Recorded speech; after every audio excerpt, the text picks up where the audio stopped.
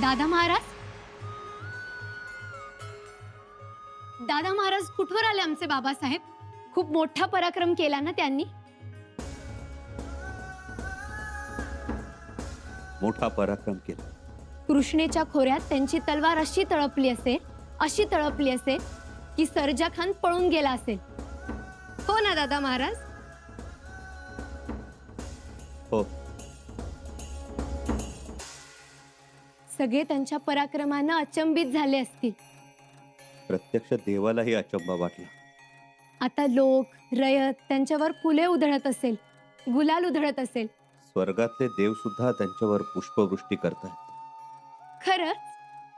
हो. मामासाहेबांच्या पराक्रमानं कृष्णामाई स्तब्ध झाली. पांडवगडानं श्वास रोखला. स्वराज्याचा भगवा शहारला आणि महाबळेश्वराचा देवही थक्क झाला. आमचे बाबा आहेतच तेवढे शूर पराक्रमी.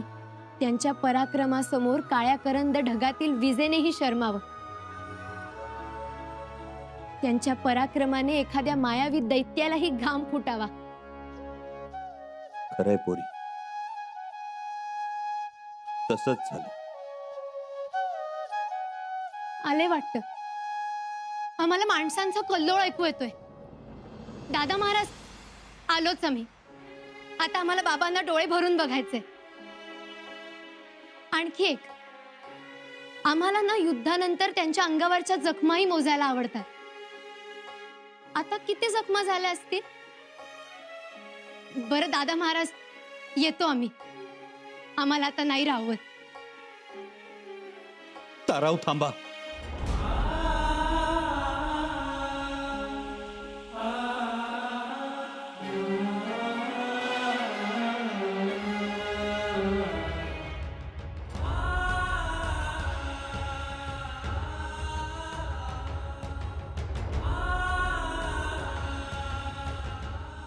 स्वराज्याचा अंबीर गेला.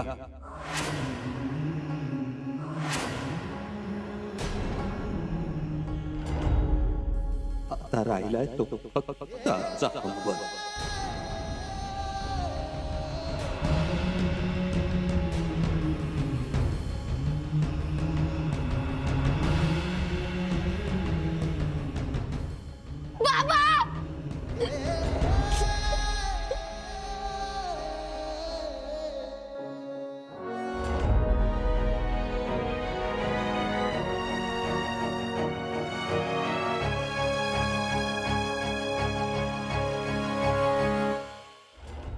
कान्होजी धक्कनी. जी हुजूर आला.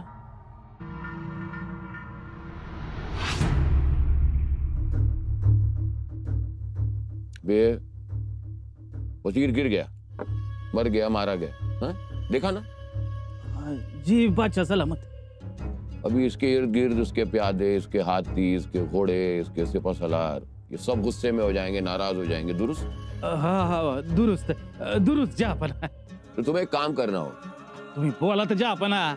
इससे पहले कि इस वजीर की जगह एक दूसरा वजीर आ जाए, तुम्हें इनके प्यादों के बीच में फूट डालनी होगी. जी खावी. पता है ये फूट क्यों जरूरी है? एक बार ये फूट डली तो इसके हाथी, घोड़े, ऊंट, सिपा सलार सब तितर बितर हो जाएंगे, बिखर जाएंगे, जिसकी वजह से इस स्वराज की ताकत कम हो जाएगी. जी हाँ खावी. सिर्फ हाँ हाँ करने से काम नहीं चलेगा कान्होजी दक्कनी. तुम्हें खुद जाकर वहां के लोगों के बीच में दरार डालनी पड़ेगी, फूट डालनी पड़ेगी. अरे जब इनके लोगों के बीच में अंदरूनी झगड़ा बढ़ेगा, तब ही तो स्वराज की जो इमारत है वो अंदर से खोखली होगी. जी जापना.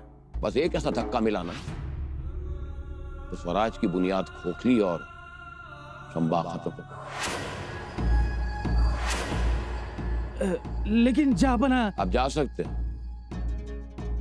रख लिया.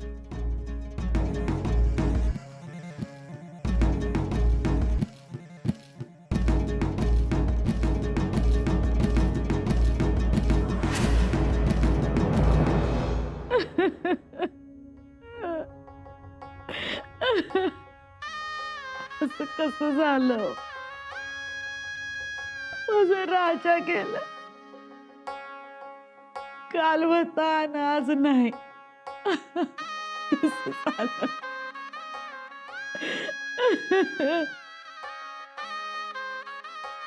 उमाबाई, सावरा स्वतःला. कसं सावरायचं मी? कसं सावरायचं? माझा ढाण्या वाघ गेला. त्याच्या बिगर आता काय नाही या जगामध्ये. काय नाही. आम्ही साहेब, अहो ही मुलं आहेत ती. ताराहू आहे, संताजी, रणसिंग, रंगोजी, चांदोजी आहेत. त्यांनी कुणाकडे बघायचं मग? पण माझं कुकुबळ एवढं बळकट असताना देवानं माझ्यावर हा प्रसंग का आणला? हे बघा, जे घडू नये ते घडलं.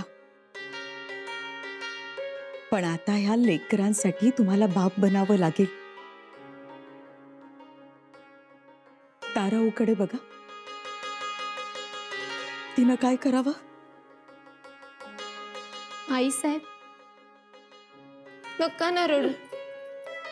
माझ्या बाळा,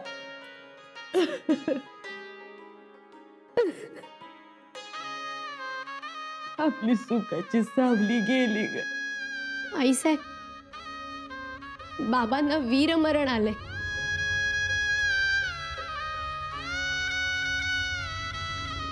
निष्ठेचा झेंडा रोवून गेलेत बाबा. वय बाळा, असाच होता बघ तुझा बाप. पण काळानं असा घाला घालाय नको होता. आम्ही साहेब, तुम्ही सरनोबतांच्या पत्नी आहात. तुम्हाला सावरलं पाहिजे. कसं सावरायचं? काय करायचं? काय बी कळना झालं.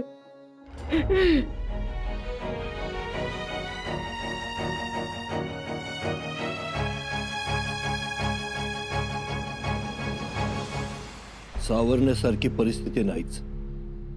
कसं सावरायचं हा मोठा सवाल समद्यांच्या समोर अस्वलासारखा नाचतोय. गणोजराज, सरसेनापती हंबीरराव गेलं ही गोष्ट वाईट झाली. मोठा उमदा माणूस, दौलतीचा खांब होता तो. पण आता दुर्दैवानं त्यांची जागा रिकामी झाली. पण सुदैवानं ती तुम्हाला मिळावी एवढी इच्छा. तुम्हाला वाटेल पण लई इच्छा आहे. हरजीरावांची 5 बोटं तुपात, जाधवरावांच्या ताब्यात वाई प्रांत. फलटणलाही कशाची ददात नाही. जनकोजीराव आघाडीवर असतात हमेशा. फक्त आपल्याच शिरावर जबाबदारी नाही, पण आता ती घ्यावी. तुमच्यासारख्या कर्तबगार मनुष्याची तेवढी योग्यता आहे, म्हणून आता तुम्ही त्या पदावर बसावं. तसं झालं तर या कान्होजीरावाचा आत्मा शांत होईल.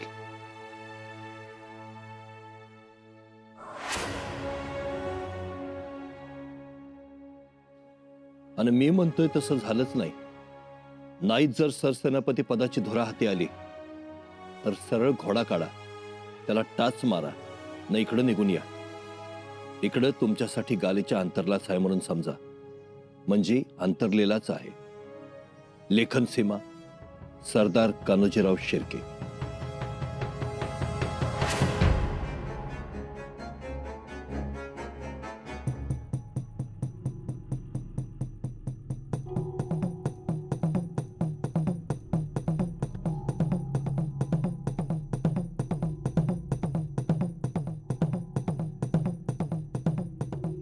सरसेनापती.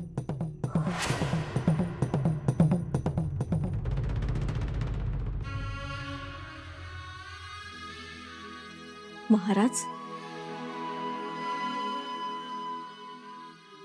मामासाहेबांची याद मनातून जात नाही ना? नाही, मामासाहेबांची याद नाही. दुसराच विचार करतो होता मी. कसला विचार? हेच की हेच हर्जीराजे कर्नाटकात शत्रूच्या फौजांना चोप देत आहेत. आपले काही बिनीचे सरदार कांजीवरम मध्ये घुसलेत. तिकडे टोपीकर इंग्रज आम्हाला तहाची बोलणी करण्यासाठी बोलावतो आहे. आमचे मामासाहेब गेले, पण आम्हाला दुःख करायला वेळ नाही. हो ना? हो तर म्हणजे मामासाहेबांच्या जागी दुसऱ्या मातब्बर व्यक्तीची नेमणूक करावी लागेल. पण कोण आहे असा? कुणाचा एवढा वकूफ की संपूर्ण फौजेला धाकात आणि मर्जीत ठेवू शकेल? मला आता पुढच्या विवंचना एकेका गोष्टीतून मोकळं व्हावं लागेल. हो ना राजे. त्यामुळे तुम्ही म्हणता तशी याद वगैरे काही नाही. याद येत नाही तर मग जेवणाकडे कोणाचं लक्ष नाही. आमचं येसू, याद नाही म्हणता मग खुल्या मनानं बोलणं कोणी सोडलं? आम्ही. नाही येसू. हंबीर मामांच्या देहाला अग्नी दिल्यापासून कोणाच झोप लागत नाही. रात्री मध्येच उठून कोण डोळ्यातील अश्रू पुसतं? आसवांनी कोणाची उशी ओली होते? बस आमची. येसू, बस. राजे, मामासाहेबांचं जाणं तुमच्या किती जिव्हारी लागलंय हे आम्ही जाणत नाही का? तुम्ही वरवर कितीही सुखाचं सोंग आणलं तरीही येसू, येसू, पहिल्यांदाच दुःखाची अशी धडक बसली आम्हाला, ती आतून. आबासाहेब गेल्यानंतर मामासाहेबच तर होते ना आमच्यासाठी. आमच्या सावत्रपणाची भिंत कधी आलीच नाही. सतत मायेचं आभाळ धरलं त्यांनी आमच्या डोक्यावर. आबासाहेब गेल्यानंतर सगळे मोह पाश बाजूला सारून, सगळे हुकूम आदेश डावलून पन्हाळ्यावर आमच्यासाठी पानकळा झालेले मामासाहेब. आमच्या चारित्र्याला कैचीत पकडण्याचा प्रयत्न झाल्यावर भर दरबारात आबासाहेबांच्या समोर आमच्यासाठी उभे राहणारे मामासाहेब. आमच्यासाठी सारा दख्खन पाठीवर ढालीसारखा बांधून तलवारीच्या टोकाचा शत्रूला धाक दाखवणारे मामासाहेब. एवढंच काय, पण तुमच्या ताराबाई आमच्या बंधूंना द्या म्हटल्यावर पगडी सहित मान डोलावणारे मामासाहेब. महाराज, येसू, औरंगजेब इतरांना फितूर करू पाहतोय, पण इथे तर परमेश्वरानंच आमच्या मामासाहेबांना फितूर केलं. काय करावं आम्ही? महाराज, आपण रुद्र आहात. रुद्र आहोत. आमच्याही मस्तकी तिसरा डोळा आहे. पण या दुःखानं त्या तिसऱ्या डोळ्यातून आगीच्या लोळाऐवजी आसवांची कारंजी उडतायत. ती कुणाला दाखवावी?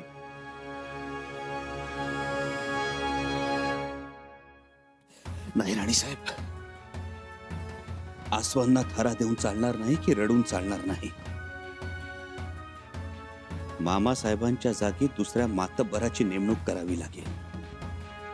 कोणाची?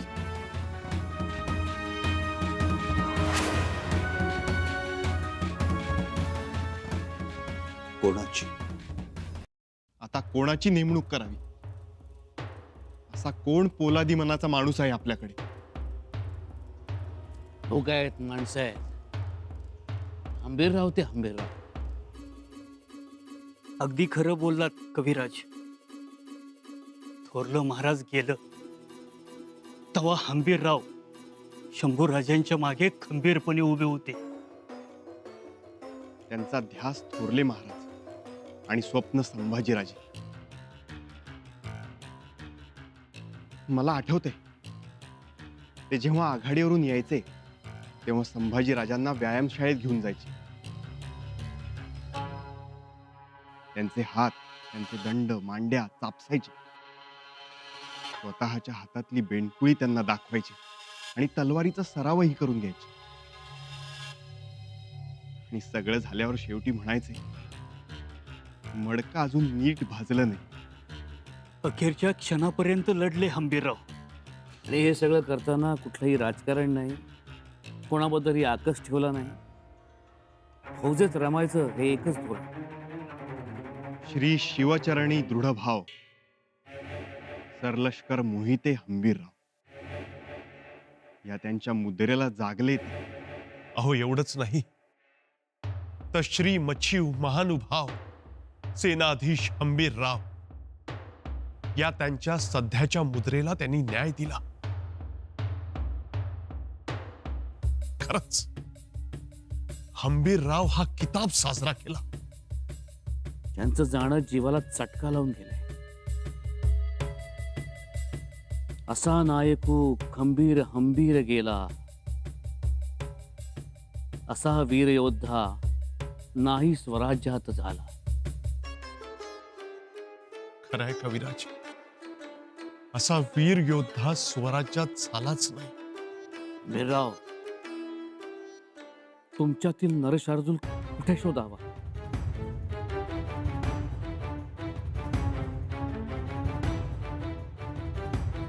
खरंच कविराज, कुठं शोधावा असा नरशार्दूल? या दिवसात मुजरे करण्याची गरज नाही. महाराज, सरलष्कर गेले, सरसेनापती गेले. आम्हाला दटावणारे, आमच्या पाठीशी खंबीरपणे उभे राहणारे मामासाहेब गेले. आजवर रणांगणात कधी ढाल हाती धरली नाही आम्ही, कारण मामासाहेब होते. पण आता ढाल हाती धरावी लागेल, प्रसंगी पाठीवर बांधावी लागेल.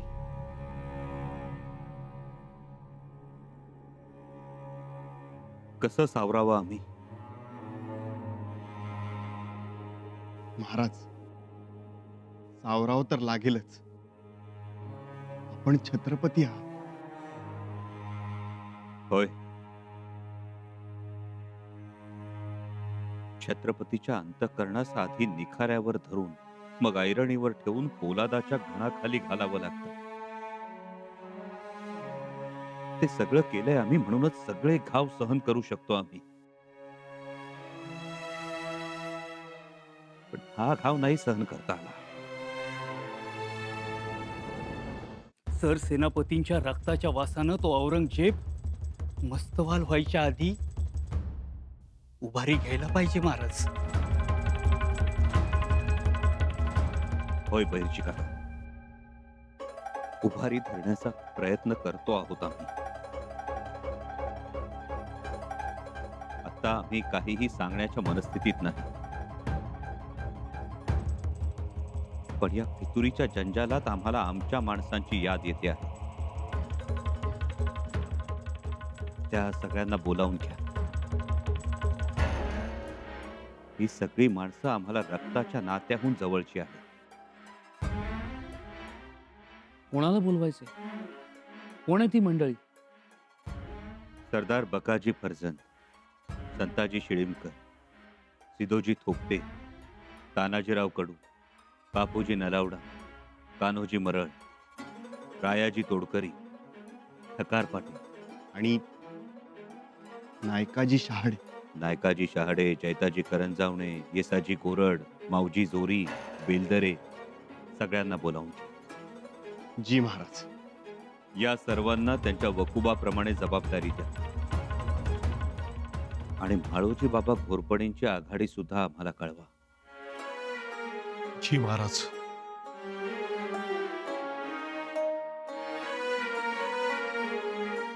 या आपण.